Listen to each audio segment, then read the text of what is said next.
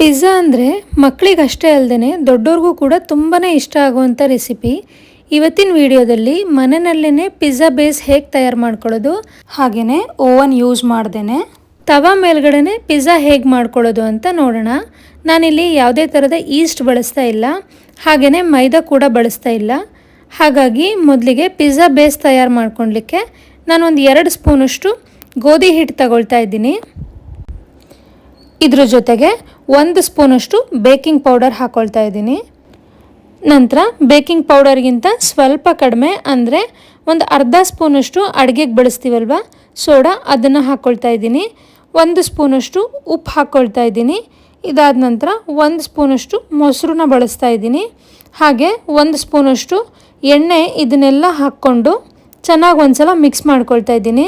ನಂತರ ಸ್ವಲ್ಪನೇ ನೀರು ಹಾಕ್ಕೊಂಡು ಕಲಿಸ್ಕೋಬೇಕು. ಈ ಪಿಜ್ಜಾ ಚೆನ್ನಾಗಿ ಬರಬೇಕು ಅಂದರೆ ಹಿಟ್ಟು ಕಲಿಸ್ಕೊಳ್ಳೋದೇ ಇಂಪಾರ್ಟೆಂಟ್ ಸ್ಟೆಪ್ಪು. ಹಾಗಾಗಿ ಕಲಿಸ್ಕೊಳ್ಳುವಾಗ ಈ ಹಿಟ್ಟನ್ನು ಚೆನ್ನಾಗಿ ನಾದಬೇಕು. ಈ ಥರ ಸ್ವಲ್ಪ ಸಾಫ್ಟಾಗಿ ಕಲಿಸ್ಕೊಂಡು ಮೇಲ್ಗಡೆ 1 ಸ್ಪೂನಷ್ಟು ಎಣ್ಣೆ ಹಾಕಿಬಿಟ್ಟು ಒಂದು ಸಲ ಕೈಯಿಂದ ಸವರಿ ಒಂದು ಲಿಡ್ ಕ್ಲೋಸ್ ಮಾಡಿಬಿಟ್ಟು ಒಂದು 2 ಅವರ್ ಇದನ್ನು ನೆನೆಲಿಕ್ಕೆ ಬಿಡ್ತೀನಿ.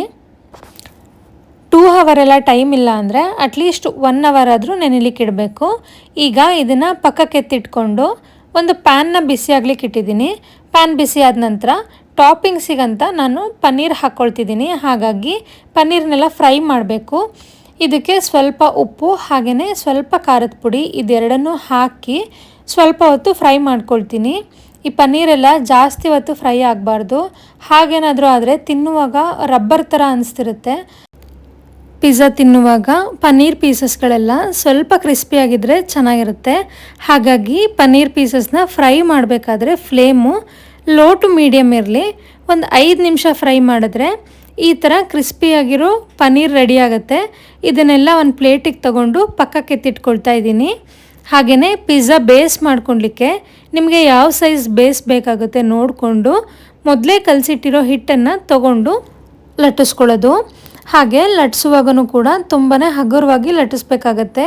ನಾನಿಲ್ಲಿ ಸ್ವಲ್ಪ ಪುಡಿ ಹಿಟ್ಟನ್ನು ಬಳಸ್ಕೊಂಡು ಲಟ್ಟಿಸ್ಕೊಳ್ತಾ ಇದ್ದೀನಿ. ಹಾಗೆ ಸ್ವಲ್ಪ ದೊಡ್ಡ ಸೈಜ್ ಪಿಜ್ಜಾ ಮಾಡ್ಕೊಳ್ಬೇಕಿತ್ತು. ಹಾಗಾಗಿ ಸ್ವಲ್ಪ ಜಾಸ್ತಿ ಹಿಟ್ಟು ತೊಗೊಂಡು ದೊಡ್ಡದಾಗಿ ಲಟ್ಟಿಸ್ಕೊಳ್ತಾ ಇದ್ದೀನಿ. ಇವಾಗ ಬೇಸ್ ರೆಡಿಯಾಗಿದೆ. ನಿಮಗೆ ತಿನ್ ಕ್ರಸ್ಟ್ ಬೇಕಿದ್ದರೆ ಸ್ವಲ್ಪ ತೆಳ್ಳಗೆ ಲಟ್ಟಿಸ್ಕೋಬೋದು. ನಾನು ಸ್ವಲ್ಪ ಮೀಡಿಯಮ್ಮಾಗೆ ಲಟ್ಟಿಸ್ಕೊಂಡಿದ್ದೀನಿ. ಇವಾಗ ಒಂದು ಫೋರ್ಕ್ ತೊಗೊಂಡು ಇದನ್ನೆಲ್ಲ ತೂತ ಮಾಡ್ಕೊಳ್ಳೋದು. ನಾವಿಲ್ಲಿ ತವಾ ಬಳಸ್ಕೊಂಡು ಪಿಜ್ಜಾ ಮಾಡ್ತಿರೋದ್ರಿಂದ ಈ ಥರ ತೂತ ಮಾಡೋದ್ರಿಂದ ಪಿಜ್ಜಾ ಬೇಸು ಈವನ್ನಾಗಿ ಬೇಯುತ್ತೆ. ಈಗ ಇದು ರೆಡಿಯಾಗಿದೆ. ತವಾ ಕೂಡ ಚೆನ್ನಾಗಿ ಬಿಸಿಯಾಗಿದೆ. ತವಾ ಮೇಲ್ಗಡೆ ಸ್ವಲ್ಪ ಎಣ್ಣೆ ಸವರ್ಬಿಟ್ಟು ರೆಡಿಯಾಗಿರೋ ಪಿಜ್ಜಾ ಬೇಸ್ನ ಹಾಕ್ಕೊಂಡು 2 ನಿಮಿಷ ಬೇಯಿಸ್ಕೊಳ್ತಾ ಇದ್ದೀನಿ. ಹಾಗೆಯೇ 2 ನಿಮಿಷ ಆದ ನಂತರ ಒಂದು ಸಾರಿ ಇದನ್ನು ತಿರುಗಿಸಿ 1 ನಿಮಿಷ ಮಾತ್ರ ಬೇಯಿಸ್ಕೊಂಡು ಇದನ್ನು ಪಕ್ಕಕ್ಕೆ ಎತ್ತಿಟ್ಕೊಳ್ತಾ ಇದ್ದೀನಿ. ನಾನಿಲ್ಲಿ ಯಾವುದೇ ಥರ ಪಿಜ್ಜಾ ಸಾಸ್ ಬಳಸ್ತಾ ಇಲ್ಲ. ಹಾಗಾಗಿ 2 ಸ್ಪೂನಷ್ಟು ಟೊಮೆಟೊ ಕೆಚಪ್ಪು ಹಾಗೆ 1 ಸ್ಪೂನಷ್ಟು ರೆಡ್ ಚಿಲ್ಲಿ ಸಾಸು ಇದೆರಡನ್ನೂ ಹಾಕಿ ಚೆನ್ನಾಗಿ ಒಂದ್ಸಲ ಮಿಕ್ಸ್ ಮಾಡಿಕೊಂಡು ನಂತರ ಈವನ್ನಾಗಿ ಸ್ಪ್ರೆಡ್ ಮಾಡ್ತಾ ಇದ್ದೀನಿ. ರೆಡ್ ಚಿಲ್ಲಿ ಸಾಸ್ ಇಲ್ಲ ಅಂದರೆ ಸ್ವಲ್ಪ ಅಚ್ಚ ಖಾರದ ಪುಡಿ ಅಥವಾ ಕಾಳು ಮೆಣಸಿನ ಪುಡಿ ಎರಡರಲ್ಲಿ ಯಾವುದನ್ನಾದರೂ ಬಳಸ್ಕೋಬೋದು. ಒಂದು ಸಾರಿ ಈ ಥರ ಚೆನ್ನಾಗಿ ಸ್ಪ್ರೆಡ್ ಆದ ನಂತರ ಟಾಪಿಂಗ್ಸಿಗೆ ನಿಮ್ಗೆ ಇಷ್ಟವಾಗಿರೋ ತರಕಾರಿನ ಬಳಸ್ಕೋಬೋದು.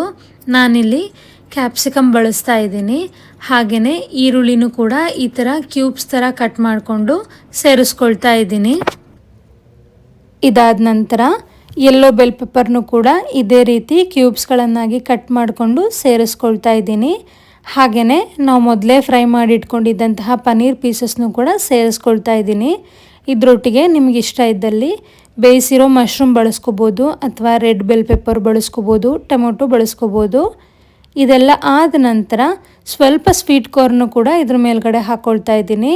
ನಂತರ ಚೀಸ್ ಹಾಕ್ಕೋಬೇಕಾಗತ್ತೆ. ಹಾಗಾಗಿ ನಾನಿಲ್ಲಿ ಗ್ರೇಟೆಡ್ ಮೊಸರಿಲ್ಲಾ ಚೀಸ್ನ ಹಾಕ್ಕೊಳ್ತಾ ಇದ್ದೀನಿ. ಮಾರ್ಕೆಟ್ಗಳಲ್ಲಿ ತುಂಬ ಥರದ ಚೀಸ್ ಸಿಗುತ್ತೆ. ನಿಮ್ಮ ಹತ್ರ ಯಾವುದಿದೆ ಅಥವಾ ಯಾವ್ದು ಇಷ್ಟ ಇದೆ ಅದನ್ನು ಸೇರಿಸ್ಕೋಬೋದು. ಈಗ ಇದು ರೆಡಿಯಾಗಿದೆ. ತವಾ ಕೂಡ ಚೆನ್ನಾಗಿ ಬಿಸಿಯಾಗಿದೆ. ಇದ್ರ ಮೇಲ್ಗಡೆ ಸ್ವಲ್ಪ ಎಣ್ಣೆ ಸವರ್ಬಿಟ್ಟು ಮಾಡಿಟ್ಕೊಂಡಿದ್ದಂತಹ ಪಿಜ್ಜಾನ ತವಾ ಮೇಲ್ಗಡೆ ಇಟ್ಕೊಳ್ಳೋಣ. ಹಾಗೆಯೇ ಟಾಪಿಂಗ್ಸಿಗೆ ನಾನಿಲ್ಲಿ ಸ್ವಲ್ಪ ರೆಡ್ ಚಿಲ್ಲಿ ಫ್ಲೇಕ್ಸ್ನ ಹಾಕ್ಕೊಳ್ತಾ ಇದ್ದೀನಿ. ಮನೆಯಲ್ಲಿ ರೆಡ್ ಚಿಲ್ಲಿ ಫ್ಲೇಕ್ಸ್ ಇಲ್ಲ ಅಂದರೆ ಒಣಮೆಣಸಿನ್ಕಾಯಿನ ಮಿಕ್ಸಿಗೆ ಹಾಕ್ಕೊಂಡು ಚಿಲ್ಲಿ ಫ್ಲೇಕ್ಸ್ನ ಮಾಡ್ಕೋಬೋದು. ಇದಾದ ನಂತರ ಸ್ವಲ್ಪ ಆರಿಗ್ಯಾನೋ ಹಾಕ್ಕೊಳ್ತಾ ಇದ್ದೀನಿ.